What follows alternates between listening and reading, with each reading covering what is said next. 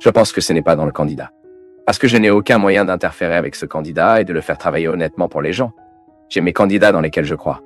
Vous avez le vôtre. Mais maintenant, je continue de penser que nous devons interférer avec notre conduite. Le Brésil commence en moi. Le Brésil commence en vous. Lorsque vous découvrez qu'il y a des irrégularités dans votre vie, qu'elles ne peuvent pas, qu'elles ont tort, puis vous courez pour réparer, vous courez pour corriger. C'est ainsi que nous changeons. Et vous avez le droit de le vivre. Vous avez le droit d'être plus entier, de transformer votre situation, d'être un être humain plus léger, plus heureux et plus accompli. Parce que quelque chose d'autre que Dieu ne veut pas. Dieu veut nous heureux. Dieu vous veut heureux. Mais il se peut qu'aujourd'hui vous avez des obstacles. N'apprenons pas à libérer ces obstacles de votre vie. Tu mérites?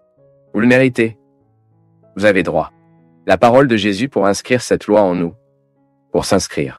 Nous pouvons donc la suivre, non pas parce que quelqu'un nous demande, non pas parce que quelqu'un nous force ou nous envoie, mais c'est parce que nous le savons et que nous savons le bien qu'il peut faire en nous. Père Fabio, j'ai 29 ans et j'ai beaucoup réfléchi à ce que cela semble être plus difficile. Plus je me bats pour obtenir quelque chose, plus il me semble loin.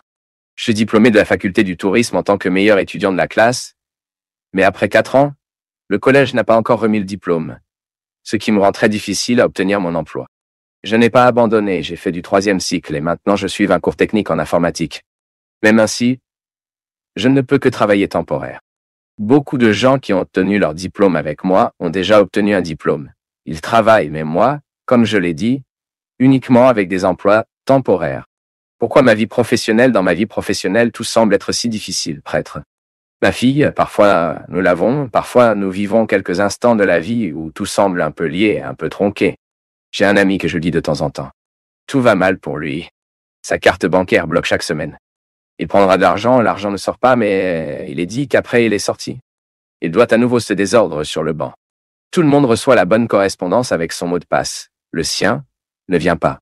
Donc parfois nous pensons que je vais utiliser un terme laid à droite. Il semble que quelqu'un d'autre... Désolé pour ma vilaine expression. Mais cela ne peut pas s'appliquer à nos vies. Nous devons tout faire pour que nous n'ayons jamais ce complexe. Parce que si vous avez ce complexe que les choses ne font que mal pour vous, il est possible que vous soyez psychologiquement accessible à ces problèmes. Devez-vous commencer à penser plus positif et à découvrir dans votre posture? N'y a-t-il aucun moyen de déclencher tous ces 10 actes? Je ne crois pas au manque de chance. Je ne le fais pas vraiment. Je ne crois pas vraiment. Je ne crois pas à la chance ou au manque de chance. Je crois en la perspicacité. En attitude, les gens de la vie doivent avoir une attitude pour que la vie s'entraîne. Vous pouvez parler tout bon, mais la vie doit être tout le temps pour éclaircir afin que nous soyons la bonne personne au bon moment. Ce n'est pas vrai? Souvent, les choses tournent mal pour nous, c'est parce que nous n'avons pas cette bouffée de commencer à être conscients. Il est maintenant temps de faire ça. Le diplôme n'est pas encore parti? Une attitude d'y aller, d'exiger ce qui est juste la vôtre doit être manquante. Le collège ne peut négliger votre diplôme. Il n'est pas possible qu'après 4 ans de collège, vous avez toujours besoin de votre diplôme et qu'il ne soit pas entre vos mains. Ensuite, l'attitude de notre part manque souvent. Vous savez, mon peuple, parfois je vois, nous sommes éduqués à l'intérieur, parfois bien, vous trouvez des gens. J'avais besoin, à un certain moment de ma vie, de faire presque une chimiothérapie psychique à droite pour l'expulser. Parfois, nous abritons un esprit très conforme en nous. C'est très naturel pour les familles simples qui ont utilisé pour ne pas avoir l'occasion. Donc, cela ressemble toujours à ceci avec la tête, mais cela n'a pas encore fonctionné. Mais pourquoi ça n'a pas fonctionné? Ouais, j'y suis allé et ne pouvait pas m'expliquer. Nous ne pouvons pas admettre. Le monde ne s'opposera pas à celui qui sait où il veut aller. Maintenant, si vous êtes un peu doux, sans attitude, il est très probable que les choses commencent à mal pour vous. C'est pourquoi je dis, nous devons faire attention tout le temps pour faire la bonne chose. Maintenant, vous avez touché un problème que je trouve fondamental dans l'éducation de nos enfants et de notre société ces jours-ci. Nous avons un excès de personnes diplômées au collège. Le diplôme ne manque pas dans ce monde aujourd'hui, voyez-vous. Manque maintenant de spécialités techniques. N'est-il pas temps pour nous de commencer à réfléchir un peu aux options que nous faisons? Vous qui êtes jeunes, vous qui pensez que le collège fera, réfléchissez à 2 fois, voyez-vous. Parce que parfois un cours technique bien fait vous donnera beaucoup plus d'opportunités d'emploi qu'un diplôme en main. Au fait, je m'amuse, la joie de prendre le dessus diocèse, maintenant la vice-présidence de la Fondation Dom Couto. Et la Fondation Dom Couto est une institution, pas une fondation, du diocèse, qui vise à faire le bien, à faire de la charité. Seulement, Nous ne voulons plus de travaux sociaux. Nous savons que le bien-être peut accueillir les gens. Et savez-vous quel est le principal travail de la Fondation Dom Couteau aujourd'hui? Formation et formation des jeunes dans les domaines professionnels. Soit dit en passant, c'est le chemin. Si aujourd'hui nous voulons aider efficacement une personne, c'est de lui donner l'occasion d'apprendre le métier. Si vous, par exemple, prenez tous les domaines techniques du monde aujourd'hui, le travail spécialisé. J'ai donc besoin d'un maçon dans ma maison. Mon père était maçon. Mes frères ont appris le métier, mais un seul d'entre eux qui travaille encore aujourd'hui comme maçon. Aujourd'hui, j'ai des amis là-bas à Taubaté qui travaillent comme entreprise de construction. Ils parlent, père. Si aujourd'hui il pleuvait 20 églises là-bas à Taubaté, cela manquerait toujours de travail pour tant de services. Si souvent, nous nous dirigeons vers l'université et nous oublions les professions pratiques. Le moment viendra où nous aurons besoin d'un électricien, nous n'aurons pas. Il y aura le temps que nous aurons besoin d'un maçon, nous aurons. Pourquoi? Parce que tout le monde se dirige vers les collèges, pour cela, à cela, mais la vie pratique perd de l'espace. Donc, si vous avez la possibilité de faire quelque chose, si vous l'avez fait soudain, puis une aptitude,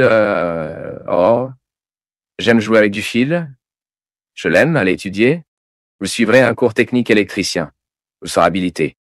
Laissez cette histoire selon laquelle tout le monde doit avoir un diplôme universitaire, car il passe déjà, voyez-vous? Même c'est une réflexion que nous devons faire. Car beaucoup de nos enfants seront confrontés à de graves problèmes de chômage à l'avenir, en raison de l'excès de facultés que nous avons aujourd'hui au Brésil. Il est devenu une entreprise, non? Tout le monde a aujourd'hui un collège, nos villes sont bondées d'universités, et à plusieurs reprises, lorsque nous avons besoin d'un bon employé qui sait faire un bon service de menuiserie, mention, nous n'avons pas, et c'est une question qui en vaut la peine. Alors agissez. Ensuite, je disais la fondation. Savez-vous ce que la première classe sera formée maintenant? Ce sont des experts en la restauration des images, car la fondation y avait le musée, avec de nombreuses pièces qui devaient être restaurées, n'avait pas d'argent pour cela. Nous avons demandé le partenariat avec Ceci, Senei et Ceci, et nous recevons une formation qualifiée. Et puis non seulement rénover les images, faire les restaurations dont le musée a besoin, mais peut également travailler ailleurs et faire avancer la profession. Il y en a 26, il semble 26 ou 27, jeunes, spécialisés dans la restauration des images. Alors, ça vaut le coup, nous y réfléchissons, non? Aujourd'hui, souvent les gens sont confrontés à un chômage. C'est parce que tout le monde est avec le diplôme. Mais vous ne savez pas comment faire beaucoup avec ce diplôme. Alors, le diplôme est-il important? Et les termes de formation académique sont-ils importants? Mais nous ne devons pas oublier que la formation technique est aussi importante que... Et aujourd'hui, il existe un vaste marché du travail qui nécessite ces professionnels et qui manque de travail spécialisé. Ce n'est pas tout ce qui doit être changé. Il y a des choses qui sont bien en nous. Il y a des choses qui sont déjà bien positionnées, maintenant nous devons continuer à avancer. Et c'est pourquoi Dieu ne nous quitte pas, ne nous néglige pas. C'est pourquoi les soins de Dieu sont une certitude dans la vie humaine. Est-ce que tu sais pourquoi? Parce que Dieu veut que nous grandissions. Quand je dis « Dieu prend soin de moi », Dieu prend vraiment soin de moi. Je le ressens dans les petites choses. Et en m'offrant vos soins, Dieu ne veut pas m'adapter. Parce que parfois, nous pensons que faire attention est de s'adapter à l'autre. C'est pour les câliner et l'empêcher du processus de vie. Non! Les soins sont à la base de toute croissance. Quand je sais que je m'en soucie, alors je suis rendu possible, dynamisé pour les modifications dont je devrais vivre. La garde de Dieu n'est pas de nous accueillir. La garde de Dieu n'est pas pour laisser nous, ici, dans la paresse spirituelle, calme. Non. Et en disant que Dieu prend soin de nous, Dieu prend soin que nous ne soyons pas hébergés de l'être humain que nous sommes aujourd'hui. Ensuite, vous pouvez vous apporter cette vérité. De cette fête, vous faites partie. Cette merveilleuse vérité de la foi, anthropologique, fortement fondée sur l'histoire. C'est pour moi et pour vous. Ce n'est pas bon dans la vie pour nous de savoir que quelqu'un prend soin de nous. Pourquoi nous sommes pris en charge? Les vols que nous devons prendre dans notre humanité sont directement liés à l'amélioration que nous devons vivre en tant que personne. Vous vous rendez compte que, dans l'histoire d'aujourd'hui, vous êtes invité à donner une réponse mûre à la vie, aux circonstances que vous avez, aux personnes qui vous entourent, à votre environnement de travail. Pour moi, mon peuple, cela vous dérange beaucoup car je suis conscient que le premier lieu de notre évangélisation est précisément à la place de nos circonstances. Ortega y Gasset, un philosophe espagnol, il a dit une phrase très intéressante. Il a parlé comme ça, je suis et ma situation. Que se demandait-il à ce sujet? Que je suis? Que ma structure personnelle? Que mon être? Ce qui soutient ce que personne je suis, est directement lié à ma situation. Je suis donc influencé par ma situation. Les circonstances influencent ce que je suis et peut même aider à me transformer. Mais Eugène ne peut pas oublier que moi, étant personne, je suis également invité à transformer ma situation. C'est une interaction tout le temps. Vous le vivez? Imaginez que dans votre environnement de travail, vous êtes le premier à être responsable de transformer les circonstances. Ensuite, vous ne vous attendez plus à ce que l'autre soit meilleur, que l'autre est honnête, que l'autre est vrai. Non. Dieu prend soin de vous, et automatiquement vous vous engagez dans ce besoin de transformer votre situation. C'est pourquoi nous croyons que Jésus est capable de changer le monde. Pourquoi? Parce que nous croyons en la possibilité que nos cœurs soient différents. Cette phrase, « Dieu changera le monde », ne peut être vraie qu'au moment où nous nous engageons à être transformés de ce monde. Le christianisme est cette force qui nous efforce, ce qui nous met tout le temps pour faire une différence dans l'environnement où nous sommes. C'est pourquoi la loi, avant d'être écrite sur papier, doit être inscrite en nous. Ce n'est pas parce que le rôle m'interdit ou me permet que je le ferai ou cesse de faire. Jésus a déjà dit cela. La loi doit être enregistrée dans vos cœurs. Il a dit cela aux gens de cette époque pour une raison très simple. Ils ont lié la loi au rein, au sein des forfaits, ont écrit les extraits de la loi et à égalité, par Sins, les hommes et les femmes de l'époque croyaient qu'ils étaient avec un droit intériorisé. Mais Jésus dit, il ne sert à rien que cette loi soit suspendue si elle pas à l'intérieur du cœur. Jésus est très sage. C'est pourquoi il a révolutionné le monde et c'est pourquoi il continue de révolutionner nos vies, nos structures, car il va à la racine de l'histoire, où nous apprenons. La pédagogie nous dit que l'être humain peut être meilleur, car il apprend et saisit la bonté comme une valeur, un code de conduite, un caractère, une citoyenneté. Ce sont des valeurs qui font une différence là où nous sommes situés. Et c'est pourquoi Jésus a dit que la loi qui devait vraiment guider nos cœurs n'est pas cela qui est inscrit dans les rôles, ni dans les codes, ni dans les livres. Mais c'est la loi qui est écrite en nous. Et c'est cette loi que nous voulons écrire ici. C'est cette loi que je tiens à vous aider. En tant que prêtre, je suis directement déterminé à écrire cette loi en vous. Est-ce que tu sais pourquoi? Parce que si cette loi est inscrite en vous, personne ne vous tient. Vous irez loin. Parce que j'en suis sûr. Lorsque nous avons ces lois inscrites en nous, dans les principes de l'honnêteté, de la citoyenneté, de l'amour aux voisins, du respect de Dieu, de la fraternité, lorsque nous avons cette loi inscrite en nous, nous construisons déjà le ciel sur la terre. Je continue de voir cette campagne politique qui nous dégoûte parfois de voir en regardant à la télévision. Je continue de penser, oh mon Dieu, quand nous intéressons vraiment les valeurs qui peuvent changer ce pays. Et là,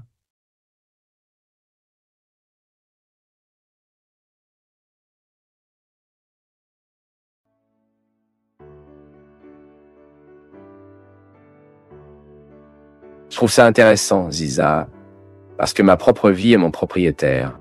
C'est toujours la vie, non? C'est le propriétaire qui amène ça, non? La vie elle-même fait le mouvement pour nous apprivoiser. Quand vous vous rendez compte que... Trop. Lorsque vous commencez à vivre la dynamique du temps. Vous qui nous regardez, écoutez cette conversation, j'espère que vous vous y incluez, car tout cela parle également de votre vie. Lorsque nous vivons la dynamique du temps, lorsque nous comprenons le temps que nous avons, nous devenons naturellement plus dociles. Je pense qu'il y a un mouvement d'acceptation dans l'âme à la maturité qui arrive. Ce qui n'est pas une acceptation qui est la soumission aux choses que je ne peux pas changer, mais c'est une acceptation. C'est comme si je faisais la paix avec ma situation. Je suis allié avec ma circonstance d'une manière ou d'une autre. J'accepte. Et je comprends qu'en acceptation est une soumission à ce qui est divin sacré. Que cela m'aide tellement parce que beaucoup de gens, par exemple, me demandent comment je peux faire tant de choses en même temps. Je pense toujours que je ne me bats pas avec eux tous. Vous ne restez pas... je pense qu'il y a une chose à pacifier au fil du temps. Au fil du temps, nous n'avons plus d'attentes qui nous ont provoqué une discussion avec les choses de la vie, les gens, les circonstances, avec la réalité, avec moi, avec mon corps, avec mon biotype. Je pense que le temps m'apprendra à vivre une vraie paix concrète et intégrative. Et à la porte de mon vrai bonheur, c'est là que je suis en paix. Donc je n'ai besoin de rien. Cette histoire de la phrase de Martine, non, Valverde. Rico est celui qui a besoin de très peu pour être heureux, car c'est une personne intégrée. Riche en sens, non? C'est quelque chose qui... Comment la personne a-t-elle vécu cela? Mais je pense qu'il était un processus de maturation de l'âme et avait besoin d'élagage. Imaginez, Francisco, pour être le chef de tant de temps, il était aussi le fils de Thunder, une Teresa d'Avila, Une femme forte. Quelle belle Francis a compris la pauvreté avec une légèreté qui ne nous est pas commune à trouver. J'ai déjà vécu le vote de la pauvreté, et j'ai déjà vécu avec des gens qui avaient un vote de pauvreté et qui étaient extrêmement amers. Lourd et pas pauvre. Non, précisément car il n'y a rien dans votre nom. La pauvreté est une relation. Il n'y a pas de compte bancaire, mais il a une amertume dans l'âme qui l'appauvrit de la pire manière. La pauvreté matérielle n'est qu'une conséquence, non? Parce que si je vis la pauvreté matérielle, je dois naturellement chercher la richesse de l'esprit, qui est la richesse de la coexistence, pour devenir une personne légère et agréable. C'est le sens, non? Vous n'avez pas grand-chose matériellement, mais vous avez un ensemble de richesses spirituelles intérieures qui fournissent tout cela, même vous rendant très cher à ceux qui ont différentes opportunités de la nôtre. Je me souviens combien de fois j'ai trouvé des gens qui n'étaient pas riches et qui vivaient mieux que les riches. Taille des opportunités, parce qu'ils étaient légers, ils étaient agréables, et tout le monde voulait avoir autour. Il n'y a pas d'argent, mais elle est si gentille. Emportons-la avec nous, nous la payons. Combien de fois dans ma vie ai-je vu cela? En raison d'une légèreté intérieure, sans rancune avec la pauvreté, cette personne semblait être très riche. Oui, et c'est vraiment riche. Une telle personne. Ça ne ressemble pas, non? Eh oui, oui, oui, oui. C'est ce sentiment d'avoir tout ce qu'il a, ce qui est lui-même, tout le temps. Légèrement, simplement, non? Oh, je veux l'être. Dieu aide-moi. Dieu aide-moi. Demandez simplement. Continuez à lui demander d'être gardien, et nous sommes conscients de ce qu'il garde. Parce que, quand je suis conscient de ce que Dieu garde, je tourne son partenaire dans ce garde. J'aime beaucoup cette expression que vous utilisez. Je pense que c'est de Santa Teresa, pour télécharger la porte du château. Soulevez la porte du château. C'est le gardien de vous-même. C'est que vous avez la perception exacte de ce qui doit être poursuivi, ce qui doit être ouvert, mais ce qui doit être terminé et fermé aussi. Fermé, protégé, attendu, réduit au silence. Nous avons droit, non? Parce que parfois nous sommes éduqués dans l'Église que le chrétien doit dire oui et amen pour tout. Le chrétien vraiment fort, dit-il non. Tu te souviens qu'au plus fort de mes souffrances, cette crise que j'ai affrontée, tu m'as appelé pour offrir de l'aide. Et j'ai honnêtement dit, Isa, je suis à un moment où je suis toujours avec la porte. Je ne suis pas encore visité encore. C'est bon. Il est bon que vous soyez conscient de ce que vous êtes capable. Et vous ne vous violez pas. Et ne pas être obligé de dire oui, soyez libre de dire non, non. Dire non ne signifie pas que je ne l'aime pas. Précisément, ayez cet esprit libre et aimez. Léchez les blessures, non? Je pense mignon, j'ai mes enfants là-bas et je vois comment ils lèchent pour guérir. C'est un processus de soins les uns avec les autres. Et la métaphore de léchage des blessures, elle est très suggestive. Car c'est comme si je supprimais l'ensemble du processus infectieux. Donnez du temps, prudent, purgeant littéralement ce qui est excessif en moi, ce qui m'inflammait, ce qui est tonitruant en moi, et que tant de fois fait de moi une personne insupportable pour les autres. Parce que l'une des préoccupations que je dois vivre avec une grande responsabilité, ma conversion est que je ne veux pas être insupportable pour les autres. Je trouve ça si mal quand je rencontre une personne insupportable, une personne difficile, que la première chose qui me vient à l'esprit est « les gars, je ne veux pas l'être ». C'est un bon début. C'est déjà un bon début, non?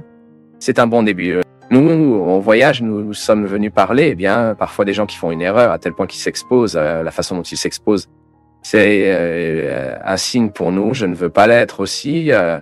Je veux avoir le point d'équilibre.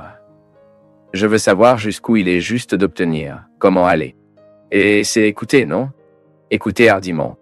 Ces jours-ci, j'étais avec Augustin, là à Curitiba. Et il a dit, écoutez son cœur de courage. Il est sage. Mais vous devez entendre. Vous devez entendre avec courage et engagement envers vous-même.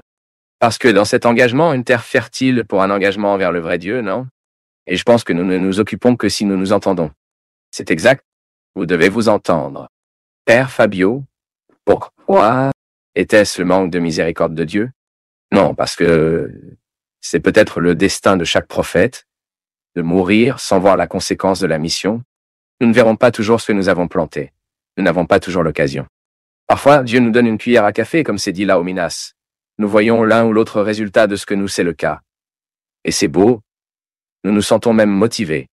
Mais dans le contexte des grands prophètes, ils ne voyaient presque rien. Moïse a reçu cette mission de libérer les gens de l'Égypte, et il a suivi tout le processus de faire rester les gens dans l'espoir. Mais il n'y est pas arrivé. Le peuple est arrivé, mais pas à Moïse. Avec cela, Dieu nous montre beaucoup de choses intéressantes. Parce que, en fait, le rôle du prophète est de garder la flamme de l'espoir. Les gars, c'est très intéressant quand vous vous rendez compte que la personne perd de l'espoir. Il est très intéressant de voir les conséquences désastreuses que le manque d'espoir a dans la vie de la personne. Là, dans le contexte de Moïse, il doit faire marcher les gens. Il doit faire arriver les gens.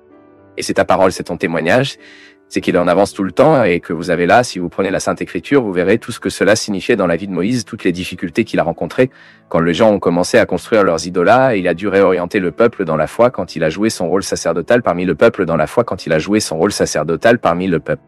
Et à chaque temps de ce processus de passage, il devait être aux gens dont les gens avaient besoin d'eux. Il a joué le rôle d'être cette présence qui n'a pas laissé Hope mourir. Aujourd'hui, je continue de voir, après, pour le peuple d'Israël, cette terre promise était un lieu géographique, car il n'avait pas de place. Un peuple qui n'a pas de place est un peuple qui n'a pas d'identité. C'est comme si l'ennemi, quelqu'un venait, prenait sa ville, et qu'il cessait d'être le sien. Vous avez été expulsé de votre maison, expulsé de votre terre, et pris pour être esclave ailleurs dans une autre ville. C'est précisément ce qui est arrivé au peuple. Les gens avaient besoin de la terre. La terre donnerait l'identité à ces gens.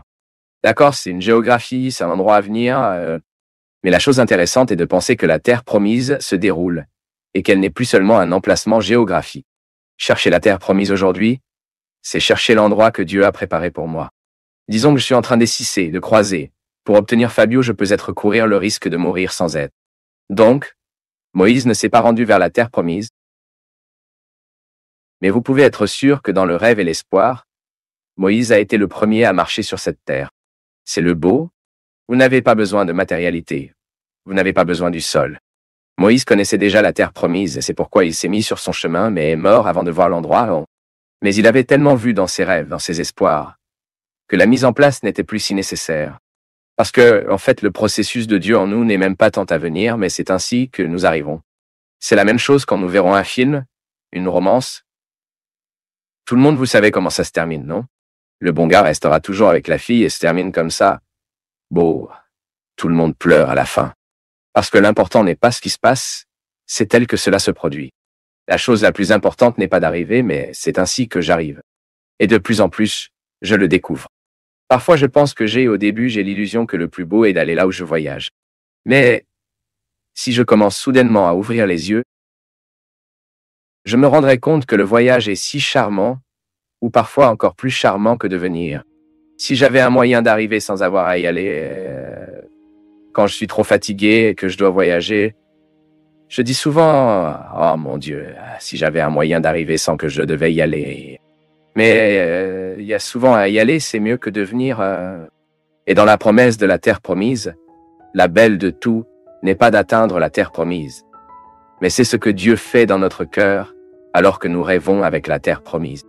Le désir survivait à l'absence, parce que lorsque vous avez ce que vous vouliez, vous le suivez, n'est-ce pas? C'est comme les vêtements beaux dans la vitrine, mais quand vous le portez, il n'est pas aussi beau que dans la vitrine, c'est parce que c'est le vôtre. C'est drôle parce que l'expérience de Dieu dans notre vie fonctionne comme ça. Je me souviens une fois que j'ai écrit un texte racontant un chariot que je voulais avoir, Pegasus, une belle charrette qui était dans la vitrine, et j'étais donc dans la vitrine en train de rêver, me demandant ce qui serait comme cette voiture. Il était télécommande, ce que ce serait de jouer avec cette voiture, que je n'ai jamais eue. Mais qu'est-ce que je comprends du désir de cet enfant? J'étais dans la vitrine, et c'était précisément parce que je ne pouvais pas avoir ce chariot que j'ai trouvé si charmant. Toujours dans le texte que, et Dieu, nous l'aimons comme ça, incapable de le posséder. Le jour où nous sommes destinés à posséder Dieu, il ne fait pas exercer sa puissance sur nous. Car sa fascination est précisément de ne jamais être emprisonné pour nous. Dieu est l'immanence, mais il est aussi la transcendance. Je le regarde et l'admire. Comme le dit Sao Paulo. Nous voyons maintenant comme en partie, mais nous ne verrons cette totalité que dans l'éternité. Et l'espoir de la terre promise est totalement, tout ce dont nous parlons, est directement lié à la terre promise que nous mettons. Nous nous mettons sur notre chemin pour atteindre un endroit où nous n'arrivons jamais. Pourquoi? Cet endroit ne doit pas être arrivé. Cet endroit est de motiver la vie. Et il change sa silhouette. Cette terre promise gagne de nouveaux visages. Personne ne reste à la recherche de la même terre promise toute leur vie. Le rêve de Dieu dans nos vies, il modifie, il gagne de nouveaux visages. Et c'est beau, c'est comme ça parce que c'est pourquoi nous ne nous arrêtons pas.